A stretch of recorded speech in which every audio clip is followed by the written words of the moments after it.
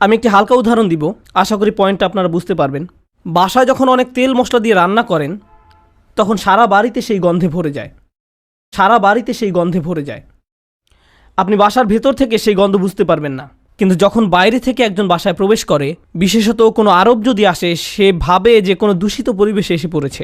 কয়েক ঘন্টা পার হওয়ার পর সে অভ্যস্ত হয়ে যায়, শুধু অক্সিজেন মনে হয়। ঠিক একইভাবে আপনি প্রথমে খারাপ কোনো পরিবেশে গমন করলে সাথে সাথে বুঝতে পারেন এটা ঠিক নয়, আমি খারাপ হয়ে যাব, আমার এখানে থাকা উচিত নয়। আপনার অন্তর অস্বস্তি অনুভব করে। কিন্তু আপনি যদি বারবার বারবার বারবার এই পরিবেশে যেতে থাকেন, তখন কি হবে?